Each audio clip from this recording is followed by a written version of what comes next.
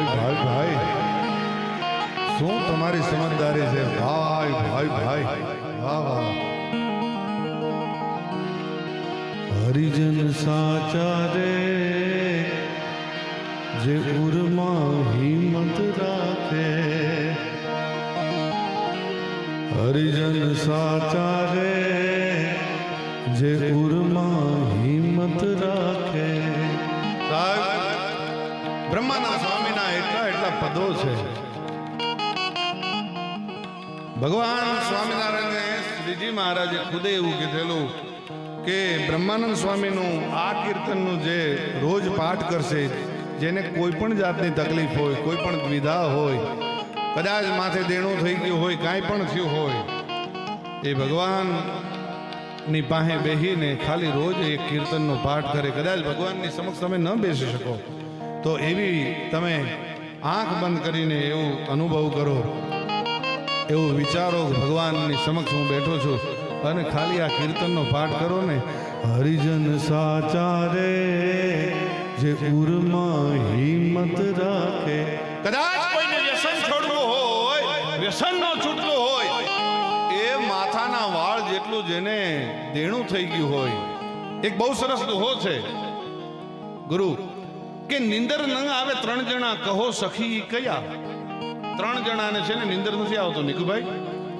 નિંદર ન આવે ત્રણ જણા કહો સખી કયા એક પ્રીત વછોયા બહુ રણા અને જેને ખટકે વેર ઘણા ત્રણ જણાને નિંદર નથી આવતી એક પોતાના પ્રેમીથી પોતાના પ્રેમથી દૂર હોય એને નિંદર નથી આવતી પ્રીત વછોયા બહુ રણા એ જેને માથાના વાળ જેટલું દેણું થઈ ગયું છે દુનિયાને રૂપિયા દેવાના છે એક એને નિંદર નથી આવતી પ્રીત વછોયા બહુ રણા અને જેને ખટકે વેર ઘણા અને જેને ઘણા બધા એવા દુશ્મનો છે મરદ દુશ્મનો હોય તો વાંધો ન આવે પણ કદાચ માય કાંગલા દુશ્મનો હોય ને ખોટલ દુશ્મનો હોય તો એને નિંદર ન આવે સાહેબ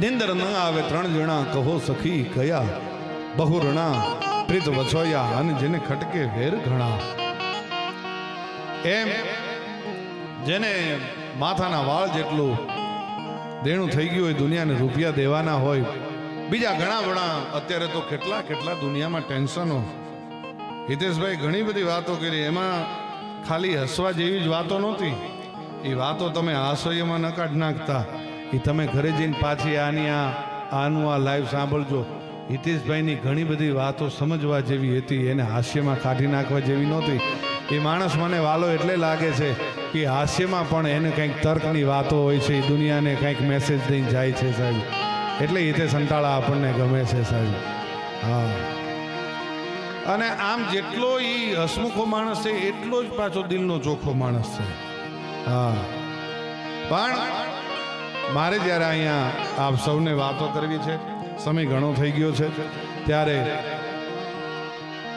5 કવિઓ ભેળા બેઠા છે અને એમાં એ પાંચેય કવિ એકબીજાને કહે છે કે આ દુનિયામાં સૌથી મોટું કોણ ત્યારે પેલો કવિ કહે છે કે દુનિયામાં સૌથી મોટી છે ને એ ધરતી છે ત્યાં તો ધરતીને મોજના તોરા છૂટવા માંડ્યા ભાઈ ભાઈ ભાઈ આપણીથી માળું કોણ મોટું નહીં હો એટલે ધરતી તો પગમાં ઘૂઘરા બાંધીને ઈ નૃત્ય કરવા માંડી ઘમમમ ઘૂઘરું ઘમાંગ ઠમમમ ઝાંઝર ઠમાંગ ધમમમ બહુ ધમાંગ ગદની શાંખ ગાવે તો જગ જગ જગ જગમગાટ થઈ થઈ થઈ થઈ તતાટ હરદમ જગ જગવી લાટ લલિત નાટ લાવે જગ જગ જગ જગમગાટ થઈ થઈ થઈ થઈ તતાટ હરદમ જગ જગવી લાટ લલિત નાટ લાવે ઈ મોજના તોરા છૂટવા માંડ્યા કે માળું આપણીથી કોઈ મોટું નહીં હો એટલે એમાં બીજા કવિએ કીધું કે ધરતી દુનિયામાં મોટી નથી ધરતીથી મોટું છે એટલે કીધું કોણ મોટું છે તો કે ધરતીથી મોટો મેઘરાજો છે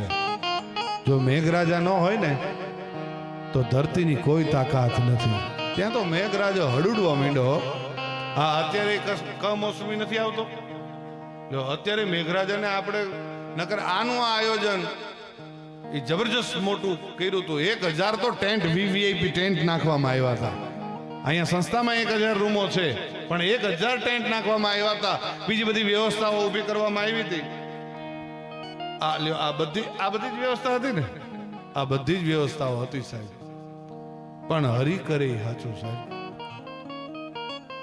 આમાં દેવસ્વામી એ પાકી વાત હોય કે શ્રીજી મહારાજને આ ઉત્સવ બહાર ન કરવા દેવો હોય અને શિક્ષાપત્રીની સન્મુખ કરાવવો હોય એટલે અહીંયા થયો હોય સાહેબ. હા, ભોજરાજાની કચેરીમાં કાલિદાસજી ભોજરાજાને વખાણ કરે છે કે ફૂલ હે ગુલાબ કા અને દૂધ હે તો ગાય કા અને રાજા હે તો ભોજ રાજા ઓર રાજા કાઈ કા. મને આ વચ્ચે એક વાત યાદ આવી એટલે હું કરી દઉં. એટલે કવિ જોવાનીઓ કવિ બેઠેલો એને કીધું કે ભાઈ આ વાત ખોટી છે. આ તમે ભોજ રાજાની પ્રશસ્તિ કરો છો પણ આ ખોટી વાત છે. આનીથી મોટું દુનિયામાં છે. ભોજ રાજા ચોક્કસ બહુ મોટો બહુ દાતાર માણસ છે પણ આનાથી પણ મોટું છે. એટલે કીધું તો કવિ આપ કયો કોણ મોટું છે? એટલે કવિએ કીધું કે ફૂલ હે તો કપાસ કા.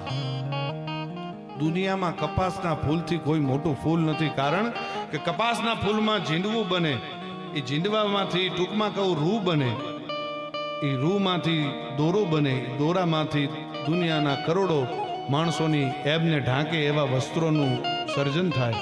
એ વસ્ત્ર બને, એ દુનિયાની કરોડો અહીંયા બેઠેલા એક એક માણસના ઉપર એબની નગ્ન એબને ઢાંકતું હોય ને તો એ કપાસના ફૂલમાંથી બનેલું વસ્ત્ર છે એ ઢાંકે છે. એટલે કપાસના ફૂલથી દુનિયામાં કોઈ મોટું ફૂલ નથી. ફૂલ હે કપાસ કા અને દૂધ હે તો ગાય કા નહીં, દૂધ હે તો માય કા. દુનિયામાં માના દૂધથી મોટું કોઈ દૂધ નથી સાહેબ. હા, માના દૂધથી મોટું કોઈ દૂધ હોઈ શકે?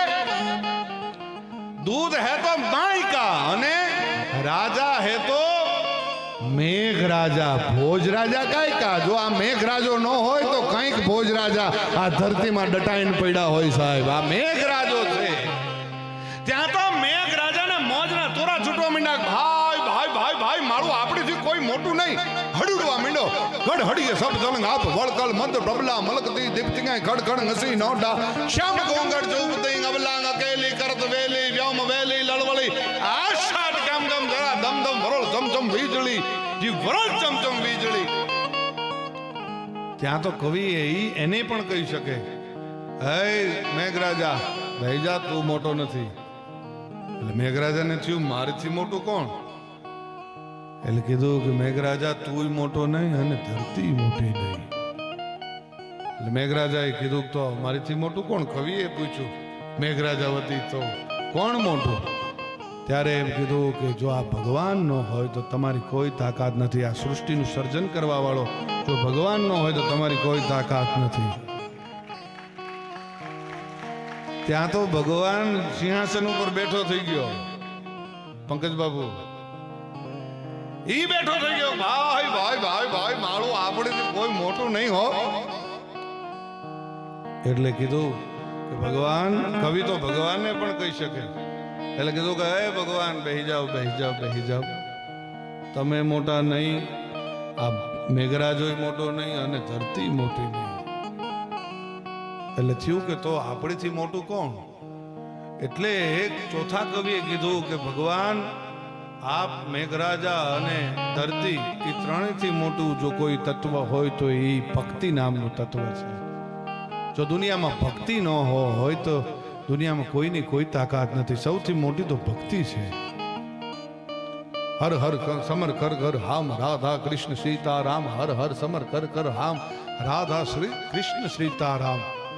સ્વામિનારાયણ સ્વામિનારાયણ સ્વામિનારાયણ સ્વામિનારાયણ સ્વામિનારાયણ સ્વામિનારાયણ નામની ભક્તિ કરો ને એ ભક્તિથી દુનિયામાં કોઈ મોટું નથી. એટલે પાંચમા કવિએ કીધું કે ભાઈ ભક્તિ મોટી નથી. ભગવાન આ ધરતીનું સર્જન કરવા વાળો, આ સૃષ્ટિનું સર્જન કરવા વાળો ભગવાન મોટો નથી, આ મેઘરાજા મોટો નથી અને આ ધરતી પણ મોટી નથી. એટલે ચારેય કાન માણીને આમ સાંભળવા માંડ્યા મારું આપણીથી મોટું કોણ? અને ત્યારે પાંચમા કવિએ કીધું કે આ ચારે ચારને ઉજળા કરી બતાવે એવા જો આ સંતો ન હોય ને તો દુનિયાની કોઈની તાકાત નથી કે આ કરી શકાય સાહેબ. એટલે અહીંયા જે સંતો વિરાજે છે એ શ્રીજીની સંપૂર્ણ કૃપા. બ્રહ્માનંદ સ્વામીની તમે શું એમ માનો છો બ્રહ્માનંદ સ્વામી એની બુદ્ધિથી આ બધું કર્યું? નહીં, માત્ર ને માત્ર શ્રીજીની કૃપા. માત્ર ને માત્ર શ્રીજીની કૃપા. અહીંયાનું મંદિર હોય, લગભગ હું ના બોલતો હોય તો પહેલું મંદિર વડતાલનું બનાવ્યું, બીજું મંદિર એ મૂળી જુનાગઢનું બનાવ્યું, અને ત્રીજું મૂળીનું મંદિર બનાવ્યું. આમ તો મારું ગામ મૂળ ગામ ઓતારિયા છે. અહીંયા એક હજી હું એમની ચેતનાને હું અહીંયાથી દર્શન કરી લઉં, પગે લાગી લઉં. અહીંયા જે આ વડતાલમાં અથાણાવાળા સ્વામી હતા ને, એ મારા ગામનું ગૌરવ હતું સાહેબ. એ મારા ગામ ઓતારિયાના હતા સાહેબ. હા, એ આ તકે હું અથાણાવાળા સ્વામીની ચેતનાને પણ કોટી કોટી વંદન કરું છું સાહેબ. હા, 3 મંદિરો બનાવ્યા. મારું મૂળ ગામ એ હોતારિયા, પણ અમે મૂળ જ્યાંથી આવેલા એ મૂળી, અને મૂળી ત્યાં પ્રસાદીનું બ્રહ્માનંદ સ્વામીએ બનાવેલું મંદિર, એ મૂળીમાં ત્રીજું મંદિર છે. એકવાર બ્રહ્માનંદ સ્વામી માટે આપણે જોરદાર તાળીઓ થઈ જાય. હા, ભગવાનના જે અતિ પ્રિય સંતો હતા એમાંનું મોખરે જો નામ આવતું હોય તો એ બ્રહ્માનંદ સ્વામીનું હતું. શું સાહેબ સંતોની તાકાત, વિચાર તો કરો. એ જ સંતોનો સ્વભાવ છે એવો, જનતાની ગોદ ના જેવો. એક ડગલું જ્યાં આગળ જોયું જનનીથી જગસાન.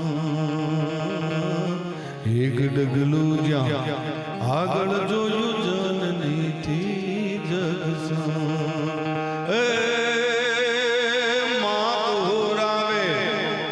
અને આ વસંત જગાડે, માધુરાવે, અને બ્રહ્માનંદ સ્વામી જે વસંત જગાડે, અને પાછો ભેળવી દે ભગવંત સંતોનો. એ જ સંતોનો સ્વભાવ છે એવો. સાહેબ તમે વિચાર કરજો, ગુરુ કરતા છેલ્લો સવાઈયો જ હોય. ભગવાન કરતા એના જે અષ્ટપ્રિય જે સંતો હતા એમાં બ્રહ્માનંદ સ્વામી લઈ લ્યો, અરે સાહેબ ગોપાળાનંદ સ્વામીને લઈ લ્યો. અમી મેં શામ સાહેબ પોતાની એ ટેકે, લાકડીના ટેકે આમ માથું ટેકવીને એ હનુમાનની મૂર્તિની સામે સાહેબ એ સતત એમણે અમીનસ એટલે એક પણ મટકું માર્યા વગર તમે કોઈની સામે જોયા રાખો એમ ગોપાળાનંદ સ્વામી જોયા રાખતા હતા. અને એ ઉગા ખાચરનો પાળિયો સાહેબ સાળંગપુરમાં, એ ઉગા ખાચરના પાળિયાની સમક્ષ જોયા રાખતા હતા. એમાં સાહેબ તમે વિચાર કરો, હનુમાનજી મહારાજની મૂર્તિને પરસેવો વળવા માંડ્યો હતો. આગળ ઉગા ખાચરનો પાળિયો અને પાછળ છે એ હનુમાનજીની મૂર્તિ કંડારેલી, એને પરસેવો વળવા માંડ્યો. એટલે અમારે ધોલેરાના દરબાર ભોજુબા બાજુમાં ઉભા હતા. એને કીધું કે બસ સ્વામીજી હા રાખો. ત્યાં તો મૂર્તિમાંથી અવાજ આવ્યો સાહેબ કે હા હવે બસ રાખો, હવે એનામાં વધારે ચેતન ના પૂરો, નકર અહીંયા સાળંગપુર આખી દુનિયા આવશે, કોઈ ધોલેરા મદન મોહનદાસજીના દર્શન કરવા નહીં જાય, હવે બસ રાખો. અને સાહેબ એને કીધું, ગોપાળાનંદ સ્વામીએ કીધું કે હજી તો ભોજુબા મારે આનામાં શું તાકાત ભરવી હતી તમને ખબર નથી.